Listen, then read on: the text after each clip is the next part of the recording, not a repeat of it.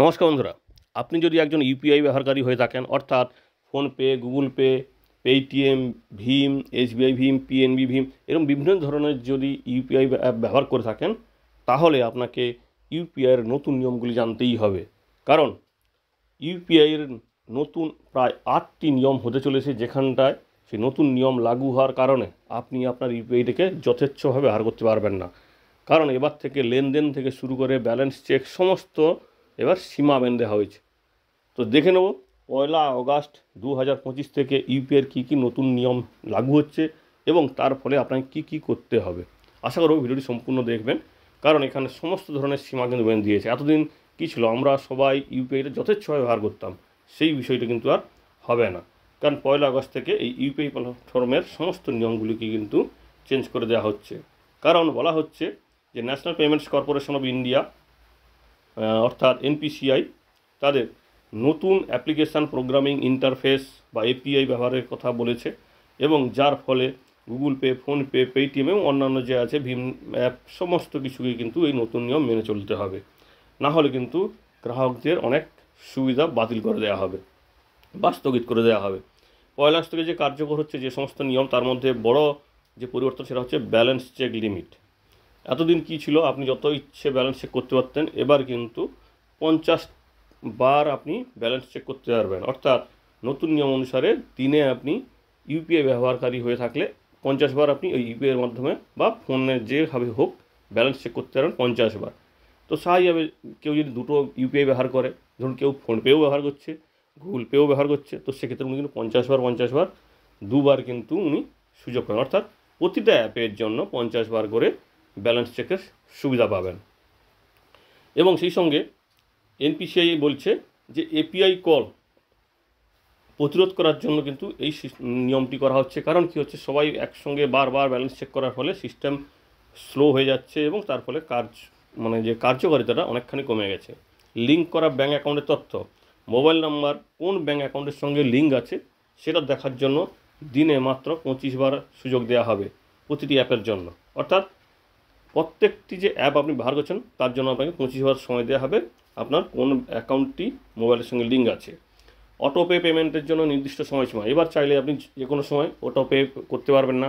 ধরুন এসআইপি করবেন, নেটফ্লিক্স করবেন, এই সমস্ত যে বিষয়গুলি, অর্থাৎ মিউচুয়াল ফান্ডে আপনার ইনভেস্ট আছে এসআইপির মাধ্যমে, সিস্টেমেটিক ইনভেস্টমেন্ট প্ল্যানের মাধ্যমে, তো সেক্ষেত্রে অটোপে হবে বা অটো ডেবিট যে হবে তার কিন্তু সময়সীমা বলে দিয়েছে। সকাল 10টার আগে, দুপুর 1টা থেকে 5টা পর্যন্ত, অথবা রাত 9:30টার পরে, এই 3টা টাইমে এবার অটোপে হবে। আপনি চাইলেও আপনার অন্য সময় অটোপেগুলো হবে না। অর্থাৎ মিউচুয়াল ফান্ড যদি করে থাকেন সেক্ষেত্রেও কিন্তু এই নতুন নিয়মটি লাগু হয়ে যাবে। এছাড়া অন্যান্য জায়গাতে যে অটোপে করে থাকে সেই বিষয়টাও কিন্তু এই নিয়মে পড়ছে। ইউপিআই লেনদেনের স্থিতি পরীক্ষার সীমা, অর্থাৎ কোনো কারণে আপনার ইউপিআই লেনদেন করা হয়েছে কিন্তু সেটার আপনি স্ট্যাটাস জানতে পারছেন না, সেটাও কিন্তু 3 বারের বেশি চেক করতে পারবেন না। অর্থাৎ আপনার ইউপিআই পেমেন্ট কী অবস্থাতে আছে সেটা দেখার জন্য মাত্র 3 বার সময় দেওয়া হবে, 3 বার সুযোগ দেওয়া হবে, এবং তার মধ্যে যেন অবশ্যই 90 সেকেন্ডের ব্যবধান থাকে। অর্থাৎ 90 সেকেন্ড গ্যাপে আপনাকে ব্যালেন্স চেক আপনার ইউপিআই পেমেন্টের অবস্থা দেখতে হবে, এবং সেটা কিন্তু দিনে মাত্র 3 বার। এবার বলা হচ্ছে পেমেন্টের আগে সঠিক নাম লেখা থাকবে। আপনি যখন ইউপিআইয়ের মাধ্যমে পেমেন্ট করতে যাবেন তখন কিন্তু ব্যক্তি অর্থাৎ গ্রাহকের অরিজিনাল নাম, তার অ্যাকাউন্টের সঙ্গে যে নাম আছে সেই নামটি দেখা যাবে। যদিও এই সুবিধাটি অনেক ইউপিআই অ্যাপ কিন্তু অলরেডি শুরু করে দিয়েছে, সেখানটায় আপনি দেখতে পাবেন, কিন্তু কিছু অ্যাপ এখন না ব্যবহার করার কারণে বা চালু করার কারণে এই নিয়মটি বলা হয়েছে। চার্জব্যাক সীমা, অর্থাৎ কোনো কারণে ভুল পেমেন্ট হয়ে গেছে, কোথাও ফ্রড হয়ে গেছে, সেই সমস্ত ক্ষেত্রে অর্থাৎ কোনো কারণে আপনার টাকাটাকে ব্যাকে আসতে হবে, তো সেটাও কিন্তু লিমিট বেঁধে দিয়েছে। এবার থেকে এই রকমের যদি টাকা ফেরতের ব্যাপার থাকে তো সেটাও কিন্তু 30 দিনে মাত্র 10 বার, এবং একই ব্যক্তি বা প্রতিষ্ঠানের কাছে মাত্র 5 বার সুযোগ পাবেন। অর্থাৎ এর বেশি হলে কিন্তু আপনি সেই ফেরতের সমস্যায় পড়বেন। অর্থাৎ এবার থেকে আপনাকে লেনদেন করতে হবে আরও সতর্কভাবে, কারণ চার্জব্যাক সীমা কমিয়ে দিয়েছে এবার থেকে মাত্র 30 দিনে 10 বার। তো সেটা অবশ্যই খেয়াল রাখবেন যাতে কোনোভাবে না ভুল পেমেন্ট হয়ে যায় বা রিকোয়েস্ট করতে হয় যে আমার পেমেন্টটাকে ফিরিয়ে দেওয়া হোক, সেটা যেন না প্রয়োজন হয়।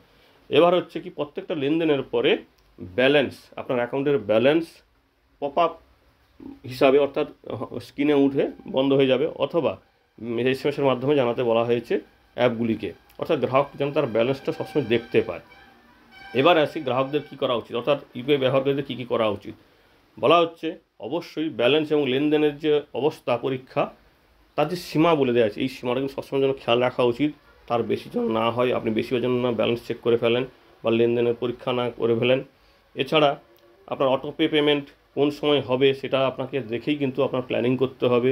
সে মিউচুয়াল ফান্ড হোক বা অন্যান্য ইনভেস্টমেন্টে, সেটা অবশ্যই কিন্তু খেয়াল রাখবেন। এলআইসি বা অন্যান্য কিছুতে আপনাকে এই বিষয়টা খেয়াল রাখতে হবে যে আপনার অটোপে সঠিক সময়টা কত, এবং সেই অনুযায়ী আপনার কিন্তু প্ল্যানিং করতে হবে। জালিয়াতি এড়াতে অর্থ প্রদানের সময় নামটা ঠিকঠাক দেখাচ্ছে নাকি বা নামটি আপনার পেমেন্টের সঙ্গে মিলছে নাকি, ব্যক্তির সঙ্গে মিলছে নাকি, সেটা অবশ্যই খেয়াল রাখবেন। বারবার চার্জব্যাক করা এড়িয়ে থাকুন, কারণ সীমা কিন্তু লিমিট করে দিয়েছে 30 দিনে মাত্র 10 বার কোনো প্রতিষ্ঠানে গেছে, আর ব্যক্তির কাছে হলে 5 বার।